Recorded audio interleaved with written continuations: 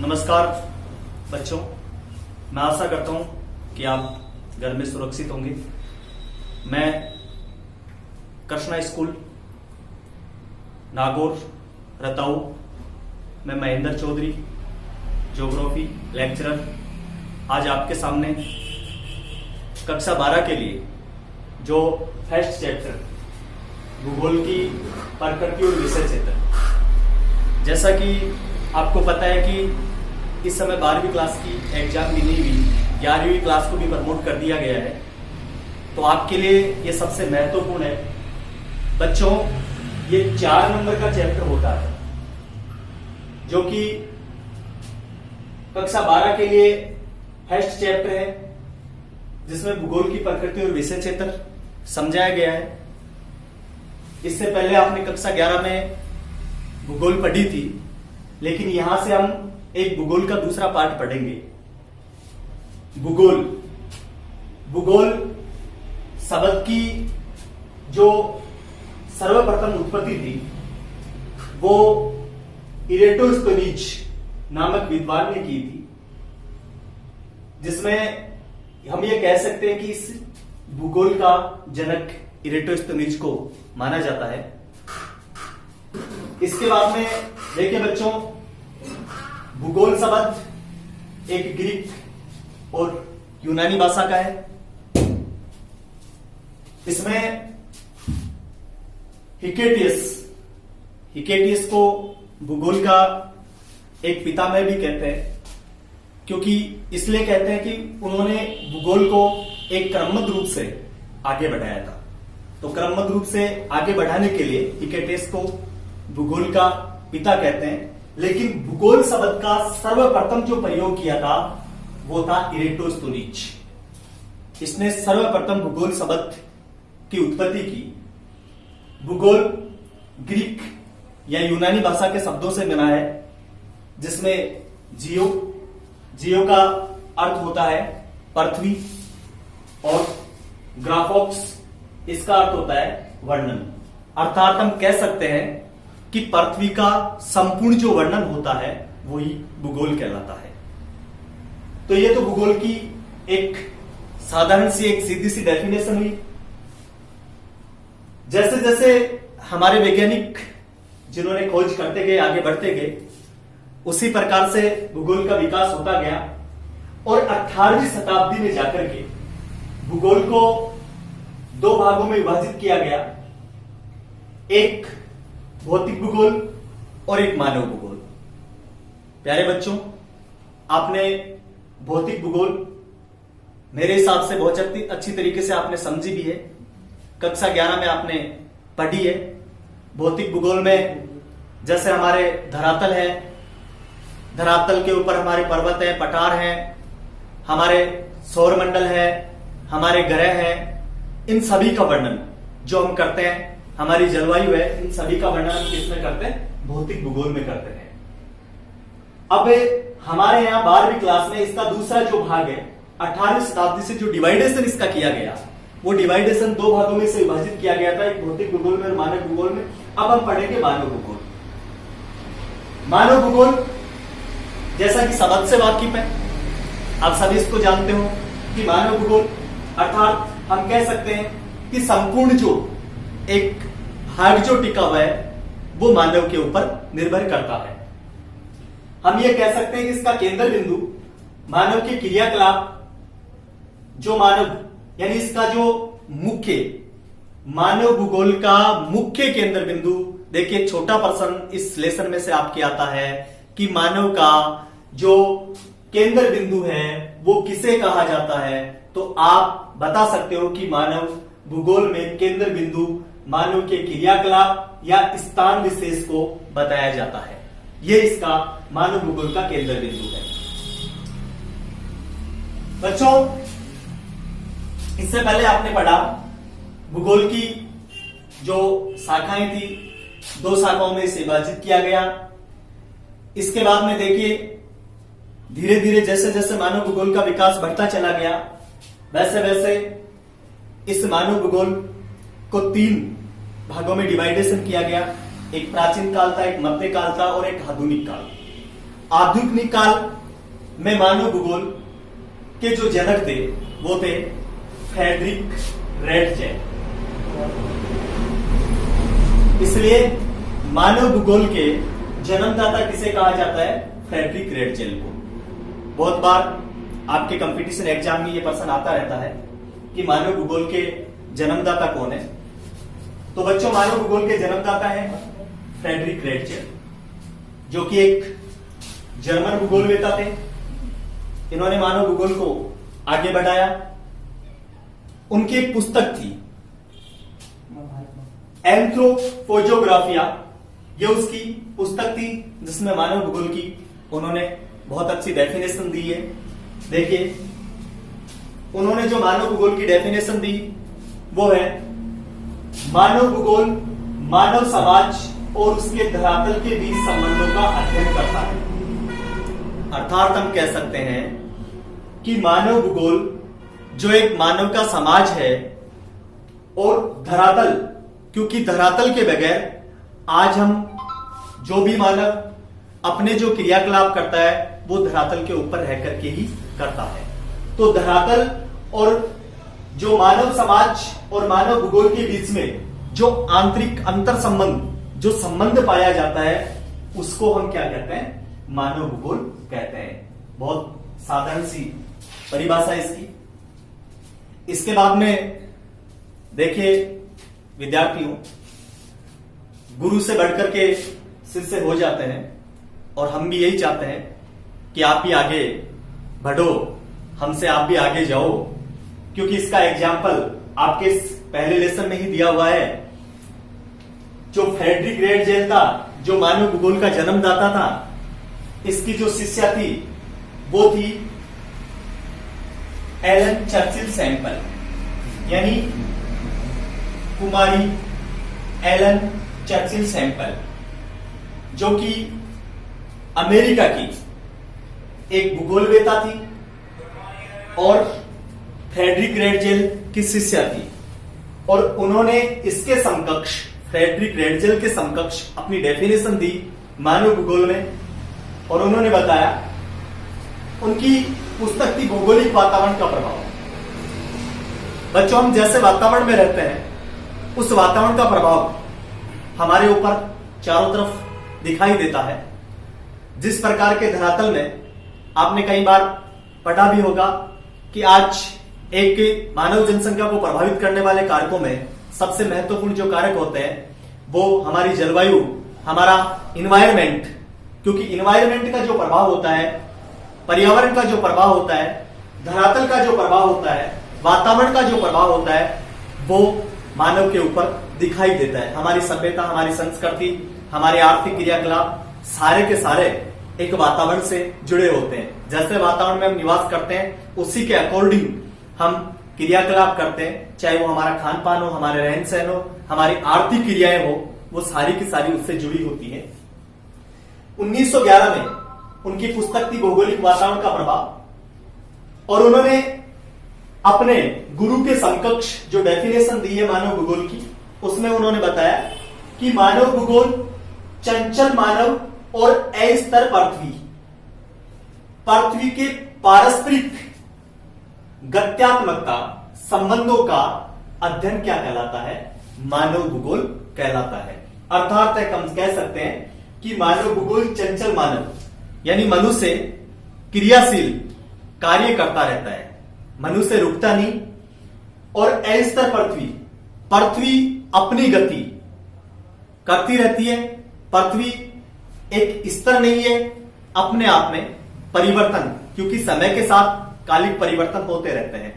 अपने धरातल पर देखा है, कई बार देखते हैं कि आज कहीं पर पर्वत और पठार है, किसी समय वहां पर एक समुद्र हुआ करता था, जो कि आपने पढ़ा भी है पीछे कि हमारा आज का जो हिमालय पर्वत है वहां पर किसी समय 33 सागर हुआ करता था। तो अस्थिर पृथ्वी यानी पृथ्वी भी क्रियाशील है, उसके ऊपर चंचल मानव जो कि मनुष्य लगातार अपना कार्य करता रहता है। इन दोनों के बीच में जो आंतरिक अंतर संबंध पाया जाता है वो ही यानी गत्यात्मकता का मतलब होता है परिवर्तनशीलता।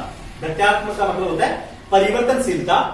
इनका अध्ययन ही मानव भूगोल कहलाता है। इनका हम अध्ययन करते हैं, वो ही मानव भूगोल कहलाता है। देखिए बच्चों, इसमें जो हमारे फ्रेडरिक रेडजेल थे, इस फ्रेडरिक रेडजेल ने एक विचारधारा जो निकल करके आती है, यानी इनके जो जैसे उन्होंने डेफिनेशन दी, उससे ये विचारधारा निकल करके आधुनिक मानव भूगोल के विकास में नियतिवाद या निश्चयवाद, नियतिवाद और निश्चयवाद क्या होती है, इसको मैं आपको बताऊं कि इस विचारधारा में प्रकृति का प्रभाव अधिक दिखाई देता था। बच्चों, पहले जब हम यूं कह सकते हैं कि मनुष्य के पास में ज्ञान का अभाव था, मनुष्य के पास में इतना ज्ञान नहीं था, उस स्थिति में सबसे अधिक जो प्रभाव होता था वो प्रकृति का होता था। अपन ये भी कह सकते हैं इस विचारधारा को कि प्रकृति का मान भी करें, ये भी कह सकते हैं, क्योंकि जिस तरीके से हम प्रकृति के साथ में घुल मिल जाते हैं, सीधी प्रकार से इस विचारधारा को हम यूं समझ सकते हैं कि जिसमें प्रकृति अधिक प्रभावी थी, प्रकृति अपनी तरीके से चलती थी, मनुष्य प्रकृति से डरता था, मनुष्य प्रकृति की पूजा करता था, मनुष्य प्रकृति को अधिक प्रभावशील मानता था, प्रकृति जो करती थी मनुष्य उसको एक देन स्वरूप मान करके उसमें संतुष्ट हो जाया करता था। इसलिए इस विचारधारा को नियतिवाद या निश्चयवाद विचारधारा कहा जाता है, यानी हम कह सकते हैं कि प्रकृति का प्रभाव अधिक होता था।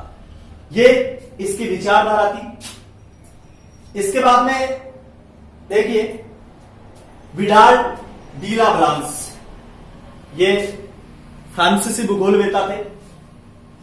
उन्होंने अपनी जो एक विचारधारा उनकी थी संभववाद, यानी हम कह सकते हैं कि इसके विपरीत अगर हमें एक विचारधारा, हमें याद है एक विचारधारा को हम समझ सकते हैं, तो इस विचारधारा से तीन विचारधाराओं को हम आराम से समझ सकते हैं। देखिए संभववाद विचारधारा, यानी इसमें किसका प्रभाव अधिक था, मानव का प्रभाव अधिक था। बच्चों, मैं ये कह सकता हूं कि जो पहली विचारधारा थी उसमें प्रकृति को मनुष्य मानता था, प्रकृति जो देती थी उसको देन स्वरूप मान करके उसकी पूजा करता था। आज भी हमारे पुराने वैदिक साहित्य या ग्रंथों में लिखा हुआ है कि आज भी हम पूजा करते हैं। हमारे धर्मशास्त्रों में भी ऐसा है कि जैसे जल, अग्नि, वायु, हवा आदि को हम देवताओं स्वरूप मान करके इनकी पूजा करते हैं। लेकिन विडाल डी ब्लांस ने कहा कि नहीं,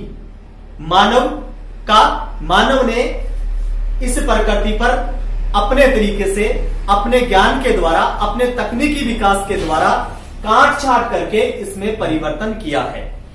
ये जो संभववाद की नींव रखी, मुख्य इसकी जो विचारधारा इसकी थी कि मानव का प्रभाव प्रकृति के ऊपर देखा जा सकता है। आज हमारे पास में इतनी सक्षम तकनीकी है कि हम किसी पर्वत, किसी पठार, यानी किसी भी तरीके से हम इस प्रकृति में काट छाट करके और हम आगे बढ़ सकते हैं। यह हमारी जो, जैसा कि आज ठंडे प्रदेश है, ठंडे प्रदेशों में हम एक फसल का जैसे ग्रीन हाउस जो घर बना करके उसमें जो पौध रोपण कर और उसमें ठंडे प्रदेशों में फसल का उत्पादन भी कर सकते हैं, ये हमारी तकनीकी का ही परिणाम है। इसी तरीके से जिन्होंने अपना एक सिद्धांत, उसकी पुस्तक थी मानव भूगोल के सिद्धांत 1921 में, जिसका प्रतिपादन किया गया था। इसके बाद में देखिए, यानी हम कह सकते हैं कि पहली विचारधारा में, नियतिवाद विचारधारा में प्रकृति अधिक प्रभावशाली थी। दूसरी विचारधारा में, संभववाद विचारधारा में मानव अधिक प्रभावी था। तीसरी विचारधारा मैं यूं कह सकता हूं कि सबसे सर्वमान्य विचारधारा और सबसे महत्वपूर्ण विचारधारा है, जो है ग्रिप्त टेलर। बच्चों, टेलर शब्द का जब आप नाम सुनते हो तो आपके मस्तिष्क में एक भाव सा उभरता है कि टेलर का काम होता है कपड़ों को आपस में जोड़ना और जोड़ करके एक अच्छी सी ड्रेस बनाना ताकि वो सही लगे, अच्छी लगे।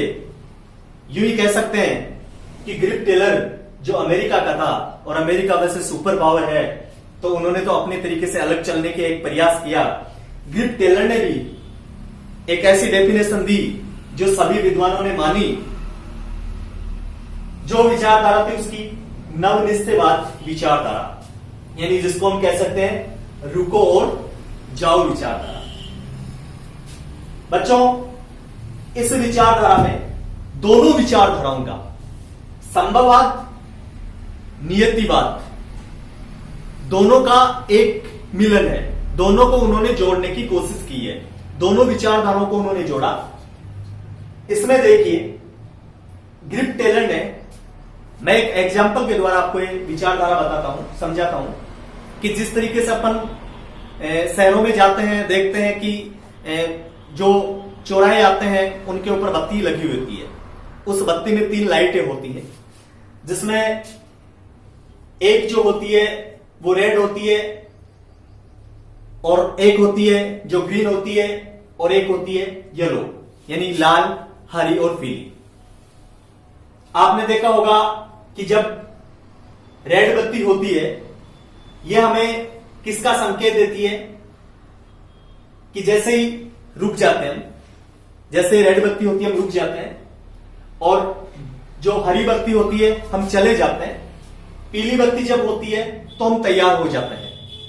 ये इस उदाहरण के द्वारा बहुत अच्छी तरीके से हम इसको समझ सकते हैं, क्योंकि इसी तरीके से इस उदाहरण के द्वारा हम ये समझ सकते हैं कि इसी तरीके से मनुष्य सर्वप्रथम धरातल के ऊपर आता है, जन्म लेता है, कुछ समय के लिए रुकता है, और रुकने के बाद में वो आगे बढ़ता है, अपना विकास करता है।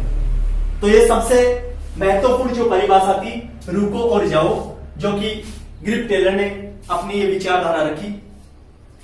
इसके बाद में और भी बहुत सी 1970 के दशक में जाकर के विचारधाराएं और भी बनी। मैं एक बच्चों, अब आगे की जो डेफिनेशन है वो डिकेनवे पिट्स की है। इसमें उन्होंने बताया कि मानव भूगोल में मानव और उसके कार्यों को समाविष्ट किया है। अर्थात हम कह सकते हैं कि मनुष्य इस धरातल पर रह करके ही संपूर्ण कार्यों का निष्पादन करता है। इस धरातल पर रह करके जो बाकी कार्य हैं उनका निष्पादन मनुष्य धरातल की चीजों का उपयोग करके ही करता है। इसके बाद में 1970 में अनेक दार्शनिक विचारधाराओं का प्रभाव हमें दिखाई देता है, जिसमें यानी दार्शनिक विचारधाराएं जो देख करके जिन विचारधाराओं का प्रभाव दिखाई देता है, इसमें मानव कल्याणपरक विचारधारा। इस विचारधारा में शिक्षा, स्वास्थ्य, आवास आदि जो मनुष्य की मूलभूत आवश्यकताओं के जो कार्य थे उनके ऊपर अधिक से अधिक बल दिया गया, जोर दिया गया। इसके बाद में पूंजीवादी या रेडिकल विचारधारा। इस विचारधारा में मैं सीधे तरीके से आपको बताऊं कि इस विचारधारा में गरीबी का मुख्य कारण जो बताया गया वो पूंजीवादी को बताया गया है, जिसमें कार्ल मार्क्स के अतिरिक्त मूल्य के सिद्धांत का समावेश किया गया, जिसमें कि किसी भी चीज का अगर निर्माण होता है और अगर वो हमें 20 रुपए में मिलती है तो बाकी उसका खर्चा और मजदूरों को मिला करके अगर उसके 15 रुपए लगते हैं तो 5 रुपए जो अतिरिक्त मूल्य होता है वो सीधा किसके पास में जाता है? पूंजीपति के पास में जाता है, जबकि उसका हक किसके ऊपर होता है? मजदूरों का होता है। लेकिन मजदूरों के पास में नहीं जाकर के उनके पास में जाता है। अर्थात कह सकते हैं कि एक पूंजीपति और पूंजीपति हो जाता है। लास्ट जो इसकी विचारधारा थी व्यवहारवादी आचरण परक विचारधारा, इसमें मनुष्य का जैसे ज्ञान बढ़ा और मनुष्य आगे बढ़ता गया, जात पात पर अधिक ध्यान देता गया। आगे बच्चों इसके हम विषय क्षेत्र पढ़ेंगे और इसका विकास पढ़ेंगे। मैं आशा करता हूं कि आपके अच्छे से ये चैप्टर समझ में आया होगा। अगर आपके समझ में आया तो इसको लाइक जरूर करना।